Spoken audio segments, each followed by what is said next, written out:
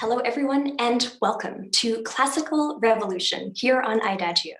My name is Rachel Fenlon, and this is my weekly series in which I get the pleasure of chatting with guests in the classical music world, people who inspire me, people who are pushing boundaries and taking risks, and speaking with them about what inspires them.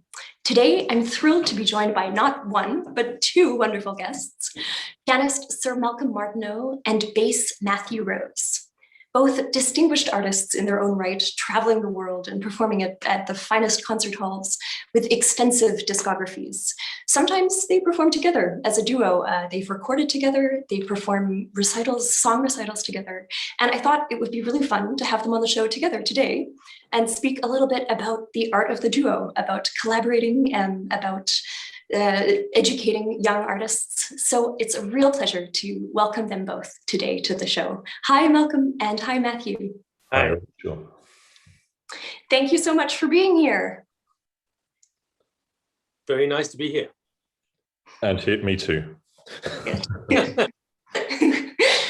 I usually like to begin by asking my guests their kind of earliest musical memories. So it would be nice, perhaps we could start with you, Malcolm, about if there are particular musical memories that jump out to you that were sort of pivotal for you as your journey expanded. Well, I was brought up in a musical household because my mum was a fantastic chamber musician as well. So I grew up listening to my mother and my aunt, who was a cellist, playing collaborative music together. And I kind of knew that it was fun and it was free and it was, well, free. I didn't have to pay for it. No, but it was free. There was a lot of free. And yeah, it was something that I was interested in doing myself. But as far as the vocal recital thing is concerned, I think what really made me want to do what I do now was going to hear Fischer Dieskau and Barenboim at the Edinburgh Festival in the early 70s when I was a very young man, very young boy, doing Winterreise. And I just thought the collaboration of those two great musicians and the fact that they did collaborate, they weren't just doing their own things, that really inspired me to really, I think that looks fun. Okay, wow. I mean, that's a historical performance, actually. And Matthew, how about you? Were there particular musical memories, or something that jumps out for you? I just remember, I mean, at school at my very first school, we had the most wonderful music teacher. I think Malcolm might know Margaret Darwell-Smith, who she helps Felicity a lot out, learning music and stuff. But Margaret was just this wonderful, jolly lady who just infected us all with this love for music. And I just remember just being a very small child and loving to sing and to bang a drum or to play a recorder, play a cello, whatever, you know. I just remember that music was such a wonderful and happy part of our life at school, and it's thanks to her, really, I'm pretty sure. I mean, I had music at home. I mean, my parents weren't musical at all. My dad is as tone deaf as anyone I know. But my mum had lots of nice records, and we used to listen to classical music a lot. And I remember Dvorak's Ninth Symphony in particular being played a lot, and Beethoven's Sixth Symphony at lunch on Sundays and things like that. But so I always had music in my life, and it was, you know, it was nothing odd or strange. It was just my life had music in it from the beginning. Yeah. When did the two of you first begin your collaboration, and how did that come about for the both of you? So actually, we met doing a course in Aldborough, didn't we, Malcolm? I think it was the first time we met, and that was 20 years ago this year. Can you believe that? Which is quite scary.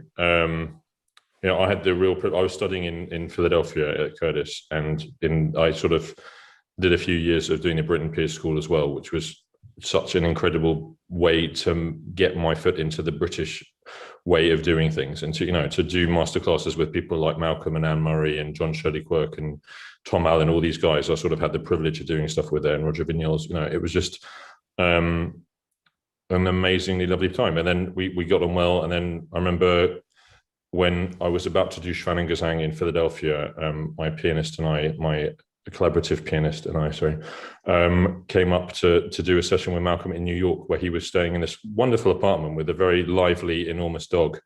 What was his name? Roger, is that right? Roger the dog, yes. Roger the dog. And Roger got very excited every time he got to triple forte, I remember. And I think Matthew and I, we first worked together when I was doing a stupid, ridiculous day. I did all 3 Schubert cycles in one day. And Matthew was the Schlangengesang. We did it in St. John's Square, and we also did it in Scotland. So I think that was the first time we actually collaborated. Yeah. Wow. I mean, it's so, I have so many questions about sort of the art of collaborating, and particularly as a duo, right? So I'll just sort of fire away. How many preconceived individual ideas do you both come at the rehearsal process with before the rehearsals begin? Malcolm, you go. Oh, thank you. I don't think I really do. I have a feeling about a piece, but what is wonderful about what I do and what all collaborative pianists do is we react to somebody else's very, very truthful and very personal view of the music. And you can't have any fixed ideas about how it should go. You go with the flow.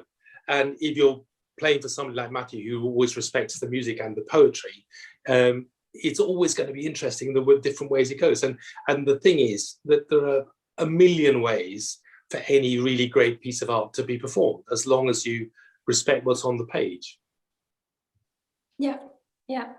Matthew, would you add anything? Yeah, I mean, so first of all, I just want to say what an utter privilege it is to work with someone. I mean, Malcolm is incredible. You know, he spends his life playing with these, you know, the best people in the world for the last years.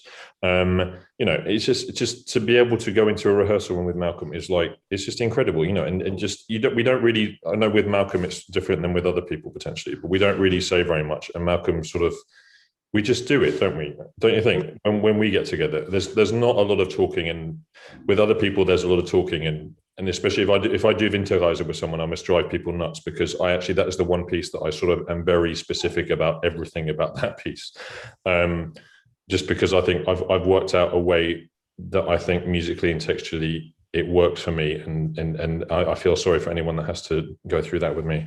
But you know, with Malcolm, we just kind of get together, and it just lives. You know, Malcolm knows this repertoire. He knows all these languages. He knows every song. You know, if you ask Malcolm about any song, just pick a book and find a song in it, and Malcolm will be able to tell you about it. You know, just to be with someone with that level of expertise and that level of experience, it's an utter privilege for me. And you know, when you're in it, the most of my life, I'm doing stuff where I'm being told what to do as an actor and as a musician. You know, if you're doing an opera, even though you kind of do your own thing, you want to do your own thing, and you have a vision of how you want things to be done.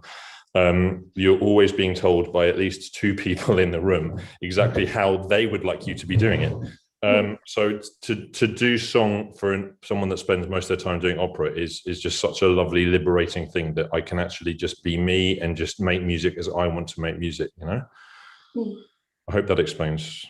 Oh yeah, I mean, it sounds really special, actually, and I think there's so many different ways of collaborating. And Malcolm, there's a quote of yours that I read, so I'm going to just read it from an interview of some years ago, and you're actually talking about your collaboration with Susan Graham, and you say each song was able to find its course without us actually deciding everything.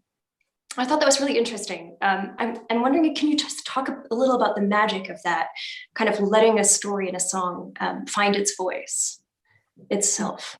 You basically have to organize the major goalposts in all the major structure of a song or a cycle.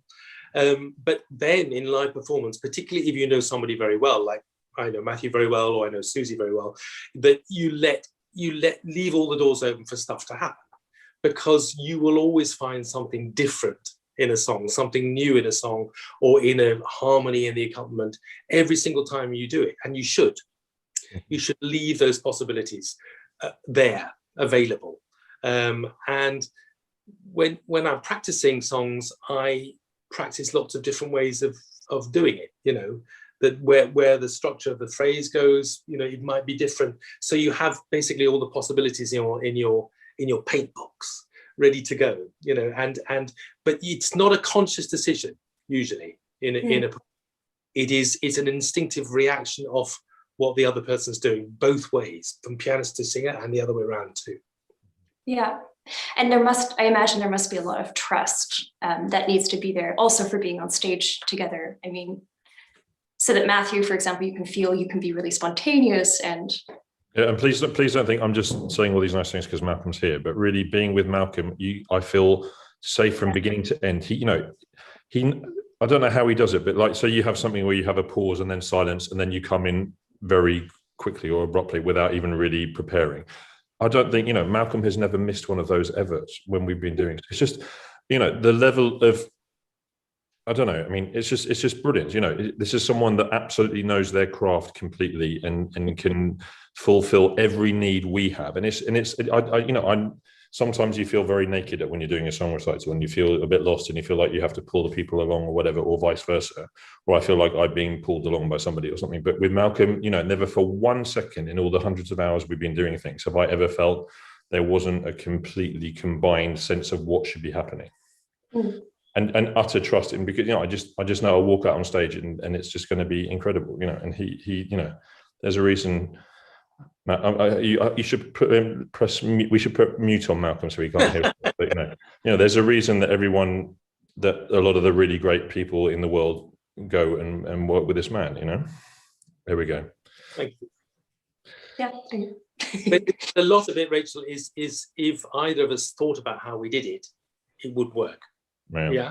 It has to be in a sort of knee-jerk reaction, basically, because how somebody else. I mean, it's different with some singers who are not as aware of the piano part. You have to be. I mean, yourself because you do both bits. So it's you have the best of all possible worlds. But if somebody is really listening to what you're doing and you do something slightly different than you did in the rehearsal, then they go with it and it gives them another color and takes them down another street a little bit. And that's fun. And music should be fun. And it should be.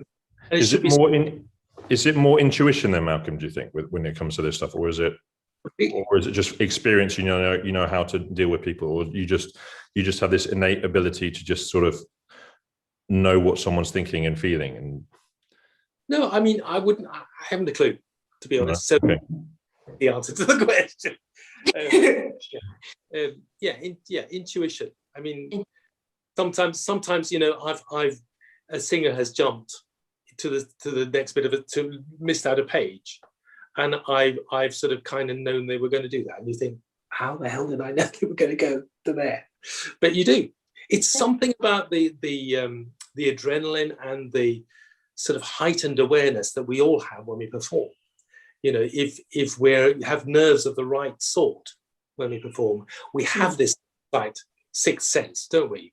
I'm sure it's the same in opera as well. You know what your singer's going to do, your colleagues are going to do sometimes. And also, Malcolm is the most wonderful companion as well. He's not someone that gets people riled up or gets you excited or gets you stressed or worries you or anything. He's just a lovely person to be with, and just has this very calming influence. And he's the ultimate. There we go. Is that what I'm here to do? There we go. Enough. Am I being too nice now? But enough there. Thank you. Okay. Do I also hear a dog in the background? If there's a dog, it needs to come on screen. I hit the ball, but she found the ball. Sorry. Oh. Thanks. So the two of you've recorded the Schwanengesang of Schubert, and then of course you've also performed it both a lot in recital together. And I'm wondering, when you're recording a really big cycle like Schwanengesang or Winterreise, do you find that your interpretations change, or you have to make certain distinctions to record versus in a live performance? Do you feel at any point that there are elements you want to bring out differently? I'm just going to hide the ball. I think very important if you record a big cycle like those, that you have performed it, because then you know where emotionally it's leading, what the direction of the whole piece is. So even if you do songs out of order, which you sometimes do in a recording because of the tessitura or whatever happens, you still know what it would feel like if it was still not song number 6, even though it's song number 1 on that particular day. Yeah. Very important. I think always in recording, you can be even more daring than you can be in live performance, because you can always do it again. Right. And I always thought that if you react to it in the right way, that the listening to the first playback is one of the best lessons that any of us ever have. We're thinking, oh, I thought I was doing that, but I'm doing that, really? And then you go back and do it the way you thought you wanted to do it. Yeah. But you have to make it sure it's a positive thing, listening to the playback. Otherwise, you could go into a complete decline immediately, because none of us is ever perfect, thank God. You know. But also, when you're in a recording studio, you have to find the spontaneity and the lustfulness that you would have if there was an audience there, or else the recording comes out so incredibly boring. You know, you have to imagine there's an audience. I quite like it just to bring some friends just to sit in a corner, so you have someone to sing at, you know, and perform at. Yeah, I mean, but it's tricky. It's a tricky thing, recording, and you know, and do we really need these very perfect things? I mean, in our sort of perfect musical world, we kind of like this perfect thing, but actually, at the end of the day, do we need these perfect performances? No.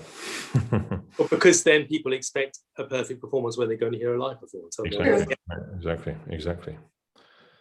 And you know, and then people also expect, you know, the way you listen to a singer in a room as opposed to how you listen to them over speakers, where you can manipulate the sound through the microphone and stuff. You know, that changes people's understanding of what it is to hear a live performance. You know, it's interesting actually, isn't it, how recordings have shaped us so much, and yet have they, you know, and they help in so many ways, but also do they hinder in some ways? I kind of think, you know, this golden generation of singers happened, you know, I think the 50s and 60s happened at a time where people couldn't just stick headphones in their ears and hear these voices that they could kind of try and imitate or whatever. You know, I kind of think that sometimes we listen to things maybe in a slightly wrong way. I know this is getting a bit off track a bit, but no, there's no track. I mean, particularly with a bigger voice. With a big voice like Matthew's, it's never ever going to sound the same in a recording as it does live, because you can't possibly get all those overtones. Yeah. I mean, I was lucky enough to hear somebody like Joan Sutherland live, and I'd listened to all her recordings because I was a bit of a nut about her. But when you heard it, it was much bigger than you recording, and you just think that's a huge voice. No way they could have captured that in a recording, no matter how good the engineers are, even today. You know, voice is always, thank goodness, is always going to sound different live than it is in a recording. Yeah, absolutely.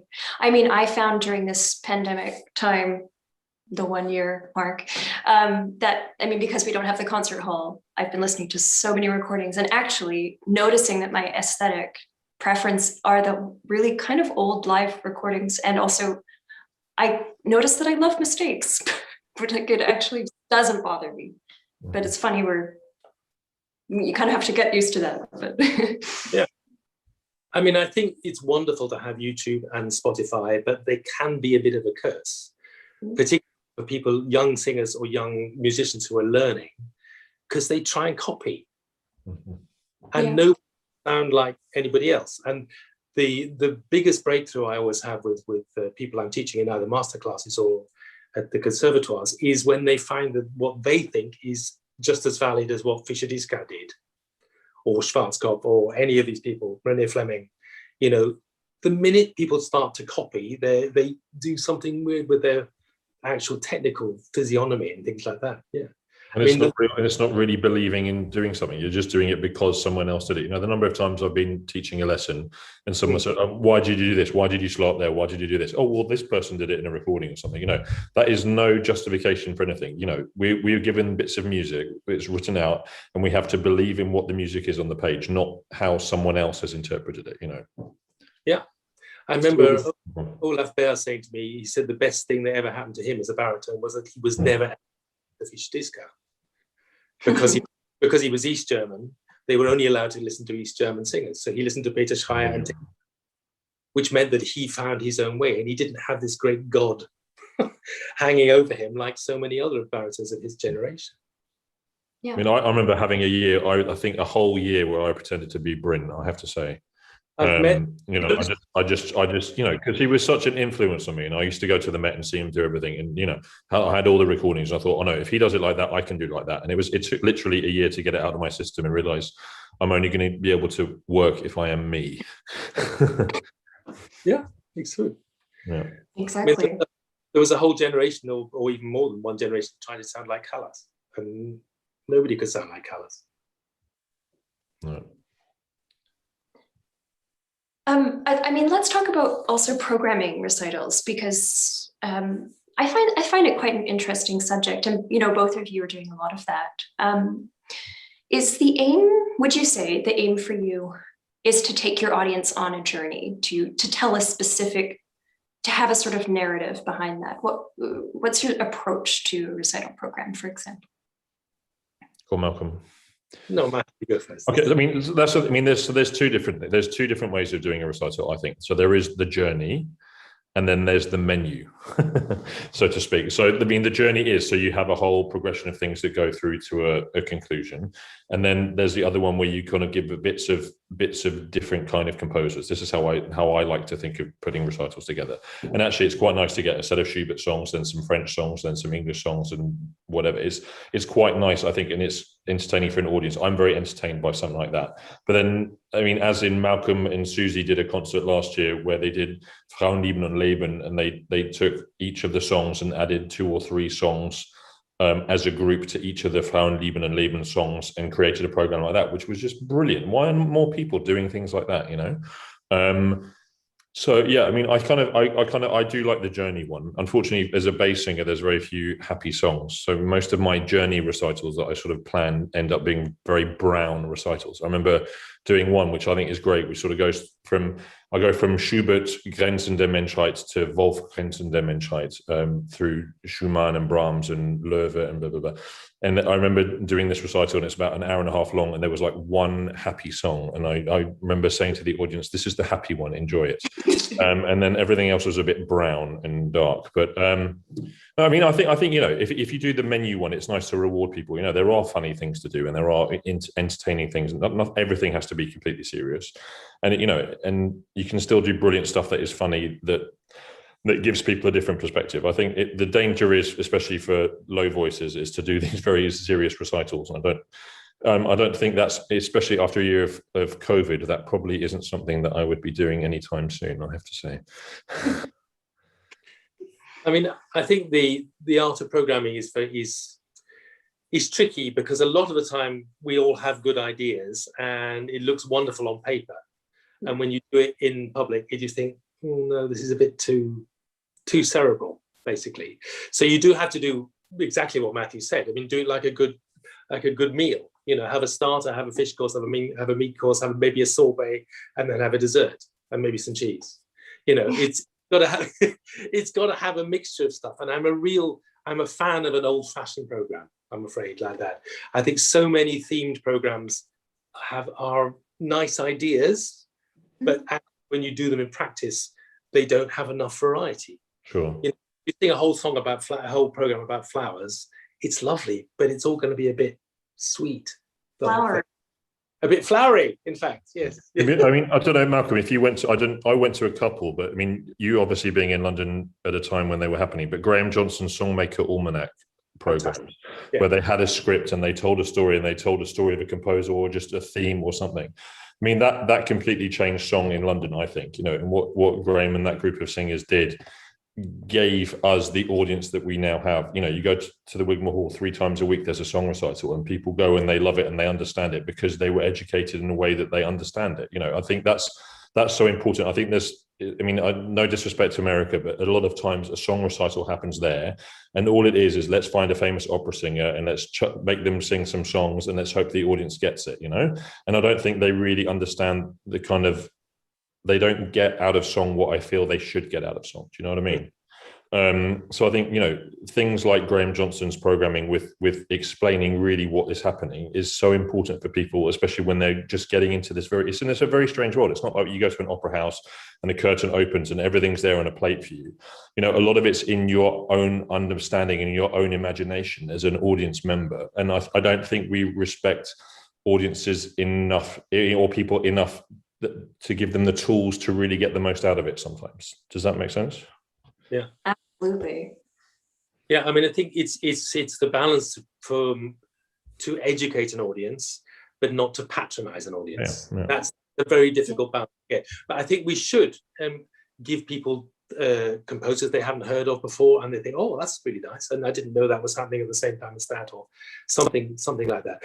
But most audiences are going to be scared of things in foreign languages that they think they can't understand, and I don't know the solution for that. Recital titles are. Well, I mean, I don't understand why that's not been more of a thing. I mean, that kind of makes complete sense to me. And I have been to recitals where there has been subtitles or even the words printed on the wall behind, and it just, you know, it just makes it a completely easy experience. You know, why just make it as easy as possible? You know, I mean, the difference for me singing a group of German songs in, say, I mean, I do lots of stuff in Switzerland for a German-speaking audience, or in Holland where they kind of get it, and then going to England and singing exactly the same repertoire. It's like so incredible, the difference, you know, just because they immediately get what is going on. So, I mean, I don't quite understand why this whole super title thing hasn't happened yet. It's expensive, sadly. That's what it is. Yeah. And how do you both feel about singing in translations? I mean, that's not done so often, but thoughts? So, I mean, I know that there's been these lovely Winterreisers and things translated, and, you know, as someone that knows Winterreiser very well, just hearing the way it's been translated, just because it's not a literal translation. I think if it's a completely word for word, almost literal translation, which you can do in German almost, then that's fine. But it's when it kind of they take liberties and sort of skirt around the accuracy of the words that originally were there for the song. I don't know if Malcolm feels the same, but yeah, I mean, I would love to love them, but I haven't, I'm afraid. And it's particularly when you try and make another language rhyme. Oh yeah. In Müllerin particularly, it's a great. I mean, it should be a great idea, but it just hasn't quite worked yet. I've got a lovely Helen Collier, who I think we all know, got me a copy of Hausmann's Shropshire Lad, which was translated into German, and it was amazing. It scanned exactly as it scanned in English, and it's like this amazing translation. So we were trying to work out an amazing project to incorporate the Shropshire Lad into German. So, you know, if people take the time and to do it properly, then maybe, or to do it more literally, I think, is that good to say? You know, it's the same with singing opera in translation at the E&O or something, you know, or the Komische Oper, where they used to do so much of that. You know, it has its benefits, but unless it's completely true to what the composer and the poet wanted, then I have a problem with it. Yeah, and I think, I mean, one of the solutions I've found is to do one sentence about a song, just telling an audience what the story is, and then they look up and let the singer tell them the story. Because there's nothing worse as a singer to sing to the tops of people's heads, which they're all buried in their programs. That's the thing. But then there's also when they don't look at the words at all and they're just sitting there and it's just sounds they're listening to. That frustrates me even more, actually. Yeah. Is when they're not paying attention to actually know what you're doing. You're just making these noises that they sort of making assumptions about. So it's, I mean, I really believe the super title thing is the way forward. You know, I'm kind of big enough. I can even have it across my chest. So well, I mean, you could start it. You could. Well, I mean, I've done some with Gary Matthewman. He's got a little device that he does stuff with. But okay. Yeah, I think it's going to take one of the big concert halls bravely to do this. And I think Wigmore's going to do it. They are going to do it. Okay. Yeah, but on the sides rather than above, which I think is better. Oh, really? Okay. Because otherwise, you're thinking, "Hello, we're down here doing the concert." Okay. Yeah, because at the end of the day, the crucial element that we're missing, the audience is missing, is the experience of the poetry. If the language isn't there, and you know, poetry so in itself, most of the poetry we sing is so dense anyway that you could just read the poem alone. So, you know, you really have to have that. I mean, I like what you do, Malcolm, with this sort of one sentence, just that the essence of something. At least they can live there. Yeah, and if the singer is any good, they will tell you the rest. Exactly. So you're both very dedicated educators. Malcolm, you're teaching at the Royal Academy, and you have your song programming career, which I went to, and you teach masterclasses all over the place. And Matthew, you teach masterclasses all over the place. And you're on faculty at young artist programs and what have you. So I wanted to ask you both, in developing the next generation of young artists, Where does that begin? What are the pillars of that for you? Where do you begin when you have a new student or these young artists? Go on, Malcolm. Just for them not to be scared of the repertoire and to realize that collaborative music is fun. Yeah. But also to realize that you have to dig a few potatoes in order to be able to understand the poetry and the music. It isn't an immediate thing necessarily. But I think that's the thing, is just to find the joy of the variety of the songs you can do. And also the fact that just two people making music together is actually much easier than 55 in an opera, you know, and the variables, because there's only two people, are many, many fewer. So therefore it's much more likely to be satisfying, then when opera works, it is the most amazing thing in the world. But there are so many different elements for it to work. I think it's just discovering the joy of it and not being scared of where to start, and also not being scared of these museum pieces that they, oh God, Morgan, it's so famous, I can't possibly do that. Andy Music, I can't possibly do that. Go on, do it. It's like, you know, find a way of doing it yourself. Don't listen to 50 million different recordings and then feel totally intimidated by it. Yeah. Is it my turn? So, I mean, so again, like Malcolm says, there always has to be joy in everything. But at the same time, training to be a singer is a long, arduous, hard thing, where not only do you have to learn how to use your voice really well, but you have to understand how to pronounce languages fantastically. You have to be able to understand what those languages are saying. As an opera singer, you have to learn how to act. And then you have to learn how to be with a whole lot of people on stage and watch a conductor and be together and not hear anything and blah, blah, blah. So there's to become a professional singer. I mean, let's just talk about being a singer in general now. It takes a whole lot of skill sets that you have to master. It's not just one thing. So hopefully when I meet someone that I hopefully have more than half an hour with, you know, if you have a relationship with a singer and you're teaching them over a period of time, that they know there's a whole process of things that have to sort of be learned and understood and mastered, and it's not going to happen in 5 seconds. You know, this, you know, with anyone that I meet, you know, it doesn't matter what level they're on, you know, if you're going to help them properly, it's going to happen over a very long period of time.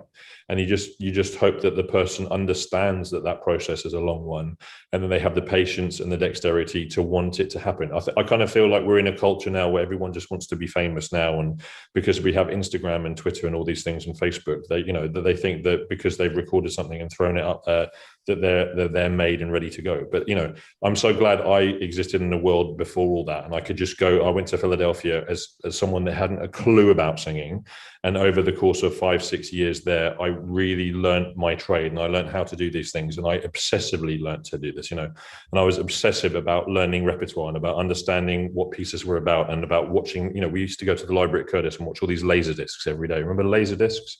But it's a long, arduous process, and you want to be with someone that understands it's going to be that, and that it's a wonderful thing, and you're not going to get everything right straight away, you know, and trying to, once you get one thing right, then you have to balance in bringing something else into the equation, and then learning how to balance all these things out. So just as an educational process, just know it's not a quick thing, and it's something that can be done with love and care over a period of time until something is fantastic, you know. And it's to learn how to be a classical singer is precise. I kind of like to think of it as training someone to be a ballet dancer. You know, you have to do all these very classical things very, very well in order for it to A, be easy to do, and B, for the art to work as it needs to work. And it's not just someone has a great voice and they can be therefore a great singer. You know, lots of people with great voices and people with not great voices actually can learn how to do this over a course of time. And I really believe that it's the longevity in the process that is the important thing, is basically what I'm saying in that very long sentence. Yeah, I mean, it's that, I love that. It's the commitment to the process, really. Yeah. I do think also for young singers that learning songs is very, because it might be slightly less demanding, slightly less scary for them than singing opera arias. I mean, Bryn always says to me that the best thing that happened to him was if he went to an old man, Arthur Reckless, at the Guildhall, who wouldn't let him sing any opera for a whole year. He just sang English song. Mm. Bryn says he wouldn't be still doing what he does now if he'd been allowed to run before he could walk, and he learned all about, phrasing, and learned about breath control as well, which you have to do in songs as well, but not using that much voice, using sort of maybe slightly eyebrow pencil rather than paintbrush to start with. Yeah. And it's also very important for young singers to learn as many songs as they can when they're young. Yeah. because you want to be an opera singer, that takes over your life very quickly, and there won't be time later, or it's difficult to fit in time. Mm-hmm. I mean, all the singers, I'm sure, Matthew, you find the same way. You just, when you're in the middle of an opera project, you think, I'll learn all those songs. You don't. You think you're going to have time, but it's a completely different thing, and you're swept up into the opera thing, which takes your whole being and your whole self. So yeah, just learn as many songs as you can when you're young. Yeah, maybe Matthew, you could, tell us how it feels to kind of go between a huge opera part and then a song recital in the following week. Yeah, so after a year of sitting on my couch, I can now say that I wish I hadn't maybe done so much. I mean, I had 15 years basically since I left music college, just going for it the whole time. I mean, I think I had one holiday in that whole time, and I worked way too hard, probably, because and I loved it, and it was the best thing in the world, and I just wanted to do more and more and not say no to people, and to do recitals around all the opera and concert work that I did. I remember Gwyn Howell saying to me once, Matthew, I don't understand how you can do all of that song stuff as well. It's just a waste of time, all that stuff, but for me, singing songs is so important. And, the reason I became a singer really is because I found Schubert, and I found these amazing songs, and, and his music is such an important part of my life. And the fact that I get to stand and sing Schubert songs is so important. What was the question again? Well, kind of, what is it? How does it feel? Like, even maybe just purely on a technical level, going between a huge opera role, like, you're singing Wagner, you're singing Strauss, you're singing the really big stuff, and then bringing it back to an intimate place of Schubert, for example. Sure. But just the fact of learning all that repertoire. I just wish I'd spent more time off to just learn stuff and let it sink in. I've had the last year just learning Wotan. It's been fantastic, and I've just had all the time for it all just to sink in, and just to listen to every recording that's ever been made, and just to read about it, and have all this time. And I feel like I'm getting to a level of understanding of this role that I've never really had with anything else. The only other time I took time off to learn something was when I learned Baron Ox, and I had 3 months basically where I had to learn Baron Ox. And the first month I went to Scotland and played golf, so then I had 2 months to learn Baron Ox.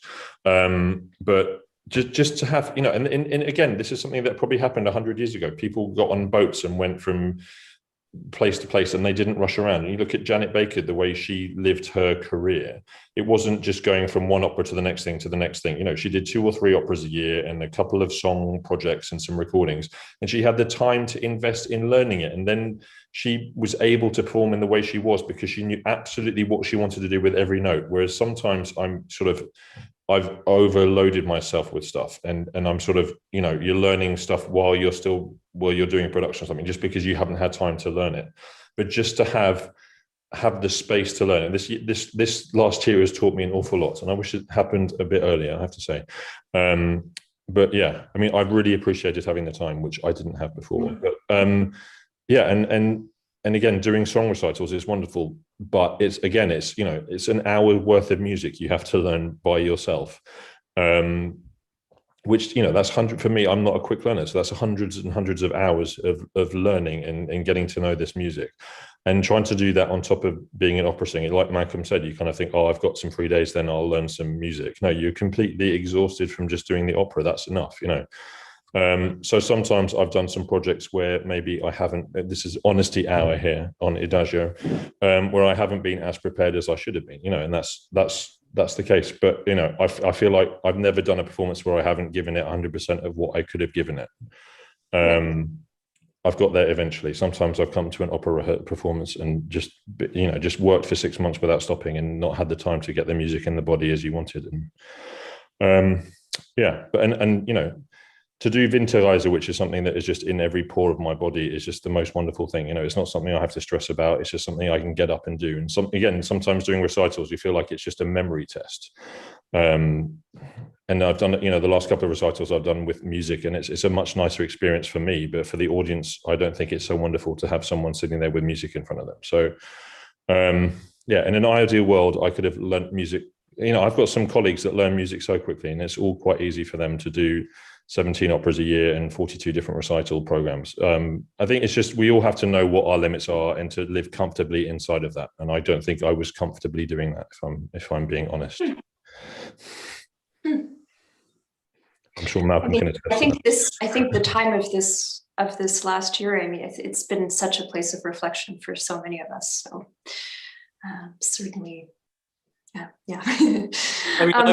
That we're not end gaining in this last year. I found that it was frustrating to start with, because we didn't have any concerts to practice for. But I have learned so much, particularly technically, in the last year, just playing around, just kind of experimenting with stuff, and just discovering stuff because you didn't have to learn this by next week, Yes.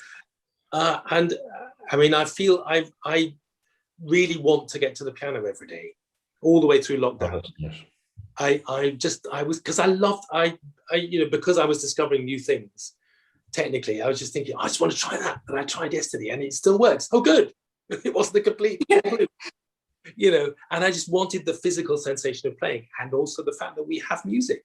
Yeah. It's such a privilege last year, because I can play the piano for 4 hours a day, where some people don't know how to fill their days because they don't have that privilege. And so, Rachel, did you know it's not just you who sings and plays the piano, by the way? So Malcolm, have you been singing? Have you been singing as well as playing? Have you been doing quite a lot of Rachel Fenlon? Do I have competition? No. I can't do what you do, Rachel. I'm kidding. Yes, you can. And I can either sing or play. I can't do both together. I don't. Have you been doing some singing though? Yeah. Yeah. Yeah, as you know. Rachel knows this too. I was a joint first study singer at college. So yeah. And but that's again what collaborative pianists have to be. They have to love the singing animal. Mm-hmm. Yes. They have to love and understand what it feels like to sing. All my students at the academy have 4 voice lessons. Only 4 in a year, but I think it's very important for them it doesn't matter what they sound like. Mm-hmm. That they have to know what it feels like to take a breath for a phrase, and know what it feels like to place the voice, whatever that means, or how the voice flows. That's better language than the placement of the voice, because then you can actually physically empathize with what your partner is doing. And how important do you think it is to actually have these languages in your pocket? I know you speak all these languages, but is that something you encourage your students to do? Definitely. Yeah. Definitely.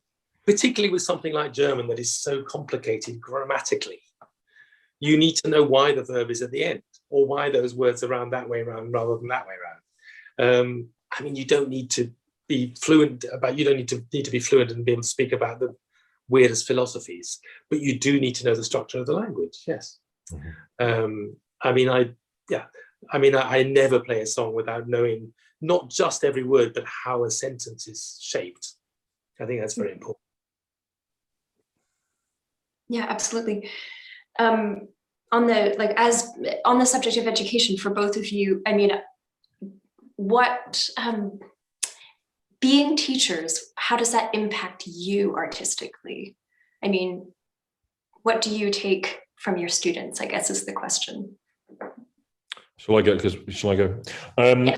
What I find so important is verbalizing all these thoughts that I've had about how I've been doing what I've been doing for the last how many years, I've been given so much information from so many different people. So from singing teachers, conductors, coaches, whatever, and it's all gone into this pot. And then what comes out of me is how I think that I've taken the best things from this pot and filtered them all out and gone for the best things that I believe in.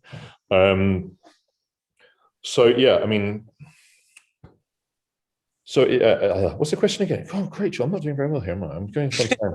Are you sure that's just tea? No, I'm kidding. Yeah, I'm drinking tea. I was drinking tea. I know. No, it's just, I mean, how does being a teacher, an educator, impact you yourself artistically? Exactly. Sorry. So one verbalizes everything that one has got in one's computer of doing that. And then, if you're telling someone to do something 20 times, it's amazing how then the next time you sing, that's the first thing you think about doing, especially about placement or a nice vowel. I'm into nice bright vowels and high placement, all these things, and it's maybe something that one doesn't think about enough.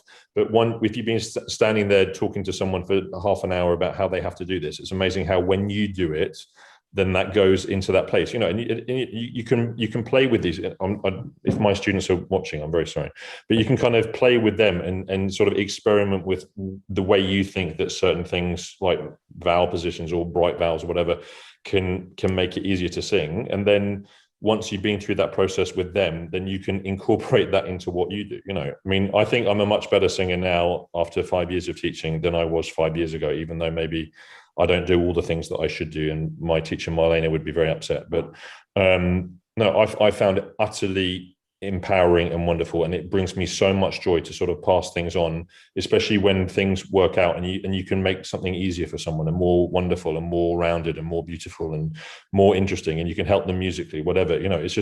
It's just wonderful to see, because I've been given so much help from people like Malcolm, from people over the last 20 years, basically, of my 25 years of my life. I've been given so much help from so many people, and I'm so grateful for that help. And, it's the best thing in the world to be able to help a whole load of other people.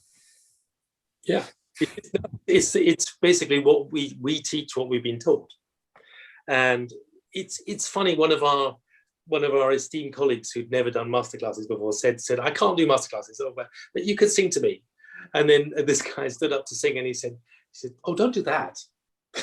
Oh, don't do that. He thought he had nothing to say, but then of course he had masses to say, about things, that you've worked out the way of doing it, that in order that they don't have to spend 25 years doing the same. Mm-hmm. But what I think is very important about teaching, and I try and do it, is not try and make people do it the way you do it, is to enable them to do it the way they do it. But that's hard. That is very hard. And it's fantastic for me to hear people do things in a different way than I would do it. But you have to give them the tools in order to be able to make that convincing.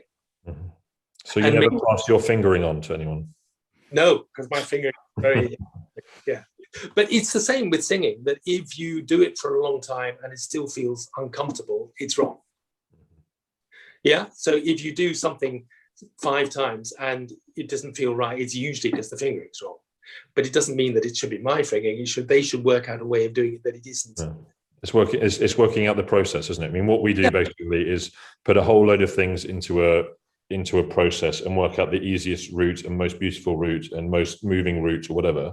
And it's giving process to people is fantastic, I think, and just to let them understand that there is a way of putting this all together. It's about chucking all the pieces apart and then putting it all back together and making it beautiful and wonderful in their own way.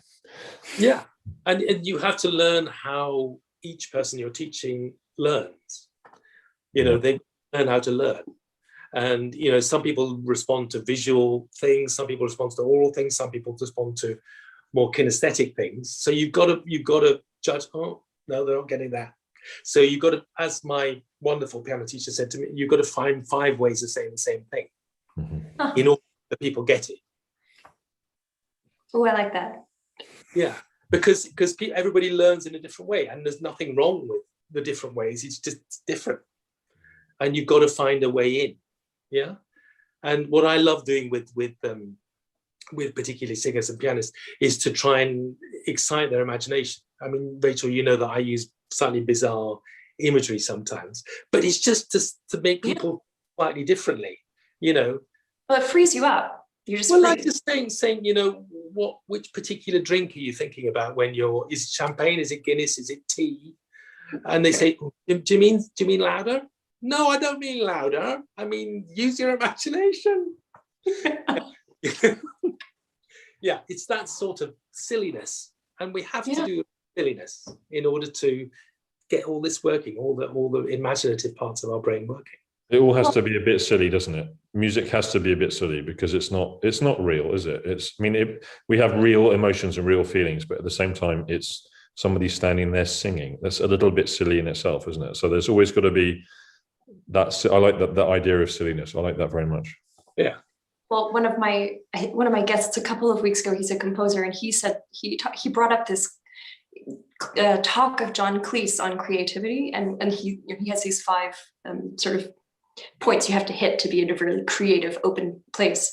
But the last one is humor or laughter or silliness, essentially. And that if you're in this place, it's a release, and you can actually sort of get to that next place that you need to get to. Because you have to take the job very seriously, but at the same time, you can't take yourself so seriously. I mean, does that make sense? I mean, because if you do that, then I think you become unbearable, and just at the end of the day, it's making music, and it has to be the most joyful, wonderful thing, or else what is the point? Yeah, and you have to put in the hours and the dedication in order to make the technique, in order to be able to do that. Yeah. Yeah, you can't just stand up and go bleh, because it doesn't work, unless you had learned some sort of technique. Yeah, but not a tense technique, either in singing or in piano playing. Well, it's been just a pleasure to have you both here and chat with you. And I would just love to ask you sort of my question, hence the title of the series, which is how or when can music be revolutionary? Matthew. It should always be revolutionary. Every note you sing and every phrase that you're given by these rather brilliant people that have created this stuff over the course of hundreds of years. You have the ability actually to change people's lives by what we do. So invest in every single note, in every word, and just know that it is incredible stuff that can change people's lives. Yeah. And I think if you are completely connected with the music and the text that you're singing all the time, it will change your life too, because it will actually stir things up in yourself that you didn't know was there. It's also, if we're not creative artists, if we don't actually write music, invent music of our own, we have a massive responsibility to be recreative artists. We actually have to make it new every single time, and not just reproduce something solid each time. Yeah, it's infinitely flexible, and that's what makes it revolutionary, because it's always something new. I love that. Thank you both so much for joining us today, and for sharing some of your thoughts. And for everyone who tuned in, make sure that you're listen to the album of these two, which you can find on IDAGIO, Spannung Gesang. And I think both of you have lots of other discs on there, so you can go down a real rabbit hole if you feel like it. It's very easy. It's very well organized, isn't it? You put someone's name in and then everything comes, or you put a piece. Do you do it IDAGIO, Malcolm? Are you an IDAGIO user? Yeah. I think it's brilliant how it's organized and thought through. Yeah, I think so too. And I had a nice few days with the two of you, kind of just going through. Yes. But thank you so much, and it was lovely to see you both again.